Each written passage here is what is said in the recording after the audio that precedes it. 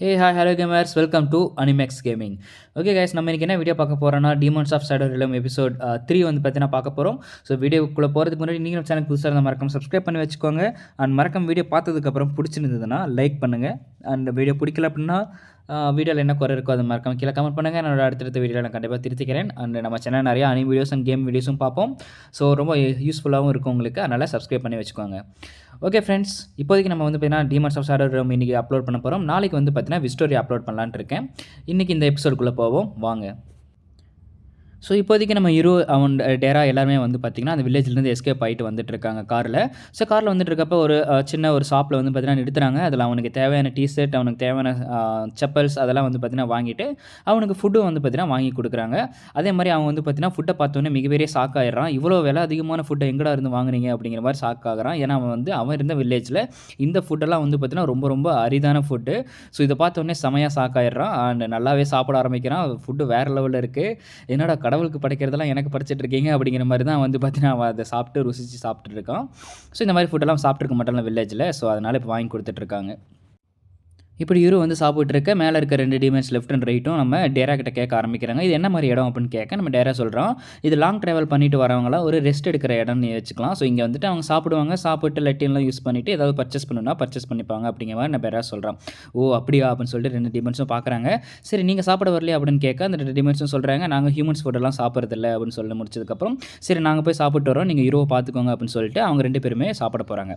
அப்போ ஒரு டீமன் பார்த்து கேட்குது, சரி இந்த காருக்குள்ளே குதிரை இருக்குன்னு சொன்னே, குதிரைக்கு எந்த சாப்பாடும் போடலையா அப்படின்னு கேட்க அதுக்கு அந்த பொண்ணு சொல்கிறா, இல்லை நாங்கள் அப்புறமா போகிறப்ப அதுக்கு ஆயில் ஊற்றிப்போம் அப்படின்னு சொல்லிட்டு அவங்க அங்கேருந்து போகிறாங்க. ஏன்னா அந்த டீமன்ஸுக்கு வந்து பார்த்தீங்கன்னா 400 வருஷத்துக்கு முன்னாடி தான் அந்த டீமன்ஸ் வந்து பார்த்தீங்கன்னா இருந்தாங்க. இப்போ மறுபடியும் புதுசாக வந்திருக்கனால அவங்களுக்கு இந்த உலகமே சுத்தமாக புரியல. அண்ட் நம்ம ஹீரோக்கும் வந்து பார்த்தீங்கன்னா அவன் இவ்வளோ நாளாக வில்லேஜில் தான் இருந்திருக்கான். ஸோ அங்கேருந்து இந்த டவுனுக்கு வருவோம், அவனுக்கு இங்கே என்னென்ன நடக்குதுன்னு சுத்தமாக புரியல. இப்போ நம்ம டேரக்ட் பிளான் போட்டுட்ருக்கோம், இவங்களெல்லாம் எங்கே கூட்டிகிட்டு போகிறது, இதுக்கு முன்னாடி இருந்த இடத்துக்கு கூட்டிட்டு போனால் அவங்க கண்டுபிடிச்சிருவாங்க. ஸோ நம்ம ஒரு புது இடத்துக்கு தான் போகணும். எனக்கு தெரிஞ்ச அந்த இடத்துக்கு போகணும் அப்படின்னா நம்மளை இப்போ எப்படி தனியாக விட மாட்டாங்க. ஸோ அடுத்த வீடு பார்க்குறோம் அப்படின்னா ஸோ அதனால் நம்ம வந்து பார்த்தீங்கன்னா நீ நானும் ஹஸ்பண்ட் அண்ட் ஒய்ஃப்னு சொல்லிடலான்ட்டு இருக்கேன் அப்படின்னு அவகிட்ட கேட்க உடனே வந்து பார்த்தீங்கன்னா ஓ அப்படியா, என்னோட வெட்டிங் ரிங் இதுதான் ரொம்ப நல்லா இருக்கா அப்படின்னு சொல்லிட்டு அவள் வந்து பார்த்தீங்கன்னா ஒரு மாதிரி கோவமாக பேசுகிறா. ஏன்னா இவங்க 2 பேரும் ஹஸ்பண்ட் அண்ட் ஒய்ஃப்னு. அப்போ தான் டேரா சொல்கிறான், எனக்கு வேறு வழி இல்லை, நம்ம இப்படி தான் பண்ணி ஆகணும், இல்லைன்னா மக்களுக்கு நம்ம மேலே சந்தேகம் வந்துடும் அப்படின்னு சொல்லிட்டு அவளை கன்வின்ஸ் பண்ண ஆரம்பிக்கிறான். அவளும் சரின்ட்டு கன்வின்ஸ் பண்ணிக்கிறா. அப்புறம் அப்படியே வெளியே நம்ம லெஃப்ட் அண்ட் ரைட் கிட்ட கேட்குறான், சாரி என்னை மன்னிச்சிடுங்க, நானே எல்லா ஃபுட்டையும் சாப்பிட்டேன், நீங்கள் எதுவும் சாப்பிட்லையா அப்படின்னு கேட்க மறுபடியும் அவங்க அதே தான் சொல்கிறாங்க, நாங்கள் ஹியூமன்ஸ் ஃபுட்லாம் எதுவும் சாப்பிட்றதில்ல அப்படின்னு. சரி அப்போ நான் உங்களை எப்படி கூப்பிடுறது அப்படின்னு சொல்லிட்டு சரி லார்ட் ரைட் அண்ட் லார்ட் லெஃப்ட்னு கூப்பிட்டுமா அப்படின்னு கேட்க அதுக்கு அந்த 2 டீமன்ஸும் இல்லை அவ்வளோ ஃபார்முலாலாம் வேணாம், நீங்கள் ஜஸ்ட் என்னையே லெஃப்ட் அண்ட் ரைட்னே கூப்பிட்டுன்னு சொல்லிடுறாங்க. அவனும் சரி ஓகேன்னு சொல்லிட்டு லெஃப்ட் அண்ட் ரைட்னே சொல்கிறான். சரி எனக்கு இப்போ சில விஷயங்கள் பற்றி தெரிஞ்சாக்கணும், நான் இங்கே வந்து ரொம்ப நேரம் ஆகுது, எனக்கும் என் சிஸ்டருக்கும் என்ன சம்பந்தம் அப்படின்னு சொல்லி அவன் கேட்க ஆரம்பிக்கிறான். ஸோ அப்போ தான் நம்ம லெஃப்ட் அண்ட் ரைட் சொல்கிறாங்க, 400 வருஷத்துக்கு முன்னாடி நாங்கள் அந்த வில்லேஜில் இருக்க என்ட்ரன்ஸில் உட்காந்துட்டு இருந்தோம். அப்போ வந்து பார்த்தீங்கன்னா என்ட்ரன்ஸ்குள்ளே போயிட்டு வரவங்கள மட்டும்தான் எங்களால் பார்க்க முடியும், வில்லேஜ்குள்ளே என்ன நடக்குதுன்னு எங்களுக்கு தெரியாது. பட் அப்போ வந்து பார்த்தீங்கன்னா ஒரு கதை போயிட்டு இருந்தது, ஒரு ட்வின்ஸ் இந்த மாதிரி பிறந்திருந்தாங்க அப்படின்னு.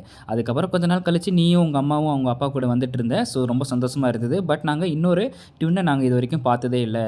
அந்த ட்வின் வந்து பார்த்தீங்கன்னா நாங்கள் பிறந்த உடனே அவங்க இறந்துட்டாங்கன்னு நினச்சோம். பட் அப்படி இல்லை போல். ரொம்ப நாள் கழிச்சு உங்கள் அம்மா அப்புறம் அந்த இன்னொரு டீன் அவங்க 3 பேருமே வில்லேஜை விட்டு வெளியே ஓட ஆரம்பித்தாங்க.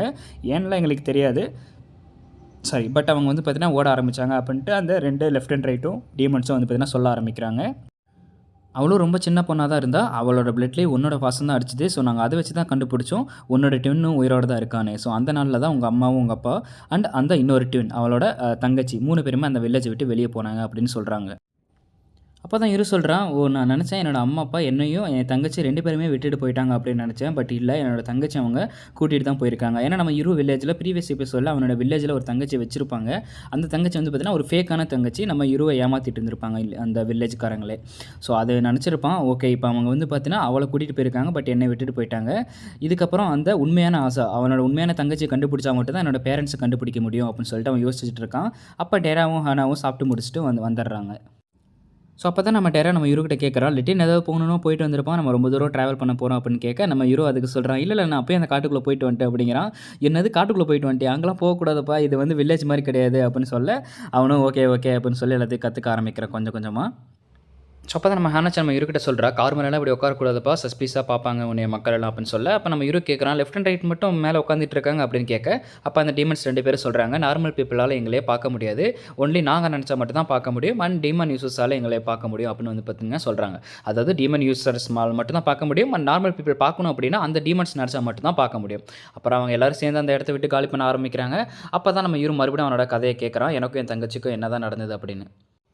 ஸோ அப்போ தான் டேரா சொல்ல ஆரம்பிக்கிறான், எப்போ வந்து பார்த்தீங்கன்னா பகலும் இரவும் சேருதோ, அதாவது எக்லிப்ஸை தான் சொல்கிறாங்கன்னு நினைக்கிறேன். ஸோ சூரியனும் நிலவும் ஒன்றா சேர்றப்ப அந்த இடத்துல அந்த சமயத்தில் ஒரு ட்வின்ஸ் பேபிஸ், அதாவது 2 குழந்தைங்க, அதில் 1 பையன் 1 பொண்ணாக பிறக்கிறப்ப இந்த மாதிரி சம்பவம் நடக்கிறதுக்கான வாய்ப்பு இருக்குது. அதாவது அந்த மாதிரி எப்போ நடக்குதோ அப்போ இந்த உலகமே 2ஆக பிரியும் அப்படிங்கிறது தான் வரலாறு அப்படின்னு வந்து பார்த்தீங்கன்னா சொல்லிட்டு இருக்காங்க. ப்ரீவியஸ்லேருந்து அப்படி தான் நம்பிட்டு இருக்காங்க போல். ஸோ அதே சம்பவத்தில் தான் நம்ம யூரோவும் நம்ம அசாவும் பிறந்திருப்பாங்க. அதே மாதிரி எப்போ அந்த டேவும் நைட்டும் மீட் பண்ணுற அந்த எக்லிப்ஸ் டைமில் தான் நம்ம அசா அண்ட் யூரோ பிறந்திருப்பாங்க.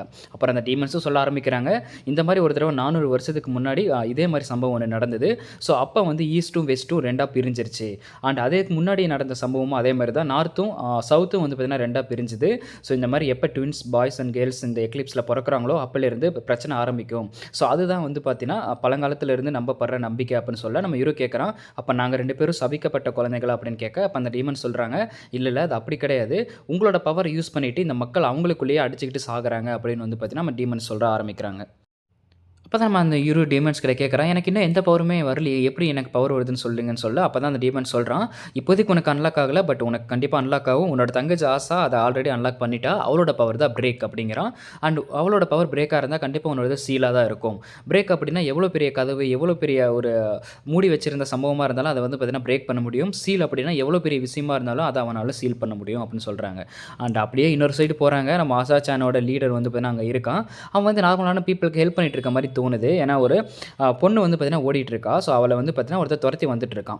அந்த பொண்ணு ஒரு லிஃப்ட்டுக்குள்ளே ஏறினதுக்கப்புறம் அந்த துரத்திட்டு வரவனும் ஒரு சைக்கோ மாதிரி இருக்கான். அவன் வந்து உன்னை நான் கொல்ல போகிறேன் அப்படின்னு சொல்லிட்டு இருக்க, ஓ அப்படியா, நீ கிட்ட வரக்கூடாதுரா, நீ ரொம்ப கிட்ட வந்தீங்கன்னா நீ செத்துருவ அப்படின்னு அந்த பொண்ணு வந்து வேற ஒரு டிரான்ஸ்ஃபார்மாக மாறுறா, ஒரு மான்ஸ்டராக மாற ஆரம்பிக்கிறா. ஒரு சின்ன ஒரு மீன், அந்த ஆழ்கடலில் ஒரு மீன் இருக்கும்ல, ஸோ அந்த மாதிரி ஒரு மீனாக மாற ஆரம்பிக்கிறா. மாறிட்டு அதை அப்படியே அவனை முழுங்கிருது. ஸோ அப்போ தான் அந்த மீனுங்கிறது ஒரு டீமன் தான். அந்த டீமனை கண்ட்ரோல் பண்ணுற யூசர் தான் நம்ம ஆசா சானோட ஒரு லீடர்னு வச்சுக்கோங்களேன். இவனை போன எபிசோடில் நீங்கள் பார்த்துருப்பீங்க. இவன் சொல்கிறான், ஆயாசன் உங்களை ஒருத்தன் தேடி உங்கள் பின்னாடியே ஒருத்தன் வந்துட்டு இருக்கான்னு சொன்னீங்களே, அவன் கதையை முடிச்சாச்சு, நீங்கள் இனிமேல் நார்மலாக உங்களோட ஆஃபீஸுக்கு போயிட்டு வரலாம் அப்படின்னு வந்து பார்த்தீங்கன்னா சொல்கிறான். ஸோ இவன் லிட்டரலி வந்து பார்த்தீங்கன்னா நார்மல் பீப்புள்ஸ்க்கு அவனோட டீமன்ஸ் பவர் வச்சு யூஸ் பண்ணிகிட்டு இருக்கான். பட் அது ஒரு பேட் திங், அதாவது லைக் எப்படி சொல்கிறது, ஒரு கொலை செய்கிற மாதிரியான ஒரு வேலையில் வந்து பார்த்தீங்கன்னா ஈடுபட்டு இருக்கான். ஸோ நான் நல்லதும் செய்கிறான், அதே சமயத்தில் கெட்டதும் செய்கிறான்னு வச்சுக்கோங்களேன். அந்த டீமனான சைக்கோ கொலைக்காரனை வந்து பார்த்தீங்கன்னா கடிச்சு சாப்பிட்ருது. அப்போ டைப் பண்ண அந்த லிஃப்ட்டில் வந்து பார்த்தீங்கன்னா இன்னொரு நார்மலான ஒரு பீப்புள் வந்து பார்த்தீங்கன்னா லிஃப்ட்டை ஓப்பன் பண்ணுறா. அவள் வந்து அந்த டீமனை பார்த்துடுறா. சில பேரால் டீமன்ஸை பார்க்க முடியும். ஸோ அப்போ அந்த டீமனை யூஸ் பண்ணுறவன் அங்கே தான் இருக்கா. ஓ நீ அதை பார்த்துட்டியா, உன்னால் அதை பார்க்க முடியுதா, சரி அதை பற்றி வெளியே எதுவும் சொல்லாத உஸ் அப்படின்னு சொல்லிட்டு கமெண்ட் இருக்கணும் அப்படிங்கிற மாதிரி சிக்னல் கொடுக்குறான். ஓகே ஃப்ரெண்ட்ஸ், இந்த எபிசோடில் நம்ம ஃபுல்லாக ஃப்ளாஷ்பேக் பார்த்துருக்கோம். ஸோ இன்னும் எபிசோட் முடியல, பட் இது வரைக்கும் பார்த்துருந்தீங்க அப்படின்னா இந்த எபிசோடுக்கு எவ்வளோ ரேட்டிங் கொடுப்பீங்க அப்படின்னு மறக்காமல் கீழே கமெண்ட் பண்ணுங்கள். நான் இந்த எபிசோடுக்கு 4 ரேட்டிங் கொடுக்குறேன். அண்ட் இது வரைக்கும் பார்த்ததில் வீடியோ பிடிச்சிருந்ததுன்னா மறக்காமல் லைக் பண்ணுங்கள். அண்ட் வீடியோ பார்த்ததுக்கப்புறம் நீங்கள் சேனலுக்கு புதுசாக இருந்தால் மறக்காமல் சப்ஸ்கிரைப் பண்ணி வச்சுக்கோங்க. இப்போ வாங்க நம்ம மறுபடியும் வீடியோக்குள்ளே போகலாம். அப்படியே திரும்பி நம்ம இரு கிட்ட வராங்க. ஸோ நம்ம இரு நம்ம டேராசன் கிட்ட கேட்குறான், நம்ம வில்லேஜை சுற்றி தான் ஏகப்பட்ட பேரியர் இருக்குமே, உங்களால் எப்படி ஈஸியாக வந்துட்டு போக முடியுது டேராசன் அப்படின்னு கேட்க, அப்போ தான் நம்ம டேரா சொல்கிறான், கரெக்டு தான், நம்ம வில்லேஜை சுற்றி நிறைய பேரியர்ஸ் இருக்குது, பட் அதுக்குள்ளே போயிட்டு வரதுக்கான ஒரு வழியும் இருக்குது. பட் அது வந்து ஒரு சீக்ரெட் பசில் மாதிரி தான். அந்த பசிலை நீ கரெக்டாக பண்ண அப்படின்னா உன்னால் ஈஸியாக பேரியருக்குள்ளே போய்ட்டும் வெளியே வர முடியும். அதாவது எந்த இடத்துல லெஃப்ட் எடுக்கணுமோ அந்த இடத்துல லெஃப்ட் எடுக்கணும், எந்த இடத்துல ரைட் எடுக்கணுமோ அந்த இடத்துல ரைட் எடுக்கணும். அந்த சில இடத்துல 90 டிகிரிஸ் நீ வந்து பார்த்தீங்கன்னா 3 தடவை சுற்றணும் அப்படிங்கிற மாதிரிலாம் சொல்கிறான். ஸோ சின்ன நம்ம கேமில் பசில்லாம் பார்த்துருப்பீங்களா, ஸோ அந்த மாதிரி பசில் தான். பட் சில டைம்ஸ் நார்மல் பீப்புள் வந்து பார்த்தீங்கன்னா உள்ளே வரதுக்கான வாய்ப்பு அதிகமாக இருக்குது. ஸோ ப்ராபபிலிட்டி வந்து பார்த்தீங்கன்னா 100ல் ஒரு 1% சொல்கிறான். ஏன்னா அந்த காட்டுக்குள்ளே வந்து பார்த்தீங்கன்னா நிறைய பேர் தொலைஞ்சிருவாங்க. ஸோ அவங்கள வழியை கண்டுபிடிக்கிறப்ப அவங்க எப்படியாவது அந்த பசிலை வந்து பார்த்தீங்கன்னா சால்வ் பண்ணிடுவாங்க. அவங்களே அறியாமல் வந்து பார்த்தீங்கன்னா சால்வ் பண்ணிடுவாங்க. அப்படி பண்ணிவிட்டு உள்ளே வந்தவங்க தான் நம்ம யூரோவோட அவங்க அம்மா. ஸோ அவங்க அம்மா உள்ளே வந்துட்டு நம்ம யூரோ கிட்ட ஒரு நாள் பேசிகிட்டு இருப்பாங்க. ஸோ இதுலேருந்து என்ன தெரியுதுன்னா, நம்ம ஹீரோட அம்மா வந்து நார்மலான வேர்ல்ட்லேருந்து இந்த வில்லேஜுக்கு வந்தாங்க அப்படிங்கிறது தெரிய வருது. ஸோ அப்படி நம்ம ஹீரோ மறுபடியும் ஃப்ளாஷ்பேக் போகிறான். அவன் சின்ன வயசில் இருக்கப்ப அவங்க அம்மா கூட உட்காந்து பேசிகிட்டு இருக்கான். ஸோ அப்போ அவங்க அம்மா சொல்கிறாங்க, நான் இருந்து வந்த இடத்துல இரவுக்கு பேர் வந்து பார்த்தீங்கன்னா யூரோ அப்படின்னு சொல்லுவாங்க. நைட்டுக்கு வந்து பார்த்தீங்கன்னா யுருன்னு சொல்லுவாங்க. ஸோ அதை பேஸ் பண்ணி தான் நான் உனக்கு ஒரு பேரை வச்சுருக்கேன். கண்டிப்பாக ஒரு நாள் நீ, நான், உன்னோட தங்கச்சி, அப்புறம் நம்மளோட அப்பா, நம்ம 4 பேருமே என்னோட உலகத்துக்கு போவோம். அதாவது நான் இருந்த இடத்துக்கு போவோம் அப்படின்னு சொல்லிட்டு இருக்காங்க. ஸோ அதை வந்து பார்த்தீங்கன்னா இவனுக்கு ரிமெம்பர் ஆகுது. அதாவது இந்த நார்மல் வேர்ல்ட்லேருந்து தான் அவங்க அம்மா வந்திருக்காங்க. அப்புறம் நம்ம ஹீரோ நார்மல் வேர்ல்டில் எப்படி லெட்டின் யூஸ் பண்ணுறது அப்படிங்கிறத கற்றுக்கிறான். ஸோ ஃபஸ்ட்டு வந்து ஃப்ளஷ் பண்ணணும், அப்புறம் தண்ணி கை கழுவிக்கணும், அப்புறம் ட்ரையர் யூஸ் பண்ணணும். ஆனால் இந்த ட்ரையர்லேருந்து வர சவுண்டு ட்ராகன் சவுண்டு மாதிரி இருக்குது. அதனால் இந்த ட்ரையர் யூஸ் பண்ண மாட்டேன். அண்ட் யாருமே இல்லை அப்படின்னா நம்ம லைட் ஆஃப் பண்ணிடணும் அப்படின்னு வந்து பார்த்தீங்கன்னா அதெல்லாம் சொல்லி கற்றுக்கிட்டு அந்த இடத்த விட்டு அப்படியே எப்படி ஒரு வழியாக கற்றுக்கிட்டாச்சுரா அப்படின்னு சொல்லிட்டு போகிறான். ஸோ வெளியே போய் பார்க்குறான், ஏகப்பட்ட பீப்புள்ஸை பார்க்குறான். அப்போ தான் டேராசன் சொல்கிறாராமா, ஸோ இந்த டைமண்ட்ஸ்லாம் கேட்குறாங்க, என்ன இவ்வளோ பெரிய பில்டிங்காக இருக்குது, இவ்வளோ பெரிய கேஸ்டலாக இருக்குது, இவ்வளோ கேஸ்டலுக்கும் ஒவ்வொரு ராஜா இருப்பாங்களா என்ன அப்படின்னு கேட்க, இல்லை அந்த பில்டிங்கில் எல்லாத்துலேயும் நார்மல் பீப்புள்ஸ் தான் வாழ்ந்துட்டு இருப்பாங்களாமா அப்படின்னு சொல்லி, என்ன நார்மல் பீப்புளா? ஆமாம், டேரசன் சொன்னால் கிட்டத்தட்ட 10 மில்லியன் பீப்புள்ஸ் வந்து பார்த்தீங்கன்னா டோக்கியோவில் வாழ்கிறாங்களாமா அப்படின்னு. அண்ட் நம்ம இரு சொல்ல ஆரம்பிக்கிறான். ஸோ நம்ம அசாக்கு வந்து எல்லா விஷயமும் தெரிஞ்சிருக்கு. பட் தெரிஞ்சும் அவன் எதுக்காக வில்லேஜ் பீப்புளை கொன்னான் அப்படிங்கிறது எனக்கு சுத்தமாக புரியல. நம்மளால் டேராசானியும் நம்ப முடியாது. ஏன்னா அவங்களும் வில்லேஜுக்கு கட்டுப்பட்டு தான் இருக்காங்க.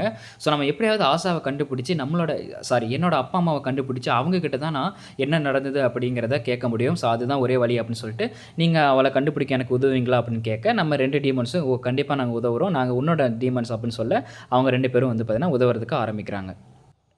ஸோ நம்ம ஹீரோ ஏன் டேரக்ஷனை நம்ப முடியாது அப்படின்னு சொன்னான்னா, அவனும் வில்லேஜுக்கு கட்டுப்பட்டு தான் இருக்கான். அதாவது வில்லேஜ் சொல்கிற எல்லா ரூல்ஸுக்கும் அவன் வந்து பார்த்தீங்கன்னா கட்டுப்பட்டு இருக்கான். அவன் முடிஞ்சதான் அவன் நம்ம ஹீரோவை வந்து பார்த்தீங்கன்னா அவனோட ஃப்ளாஷ்பேக் எல்லாம் என்னன்னு அவனுக்கு சொல்லியிருக்க முடியும். பட் அவன் இது வரைக்கும் சொல்லலை. ஏன்னா பாதி தெரிஞ்சதுக்கே நம்ம ஹீரோ வந்து பார்த்தீங்கன்னா ரொம்ப ஆக்ட் பண்ண ஆரம்பிக்கிறான். அவனோட தங்கச்சி அது இல்லை அப்படின்னு சொன்னதுக்கே அவன் வந்து பார்த்தீங்கன்னா ஒரு மாதிரி ஆக்ட் பண்ண ஆரம்பிக்கிறான். ஸோ அதனால தான் இன்னமும் டேரா சொல்லாமல் இருக்கான். ஓகே, இப்போதைக்கு அந்த எபிசோடில் நம்ம ஹீரோ எடுத்திருக்க முடிவு என்னன்னா, அவனோட தங்கச்சியை கண்டுபிடிச்சி அவங்களோட அப்பா அம்மாவை கண்டுபிடிச்சி எதனால் அவங்க அந்த வில்லேஜை விட்டு போனாங்க அண்ட் எப்படி டீமன்ஸ் இதெல்லாம் என்ன அப்படின்னு அவன் தெரிஞ்சுக்கணும்னு ஆசைப்பட்றான்.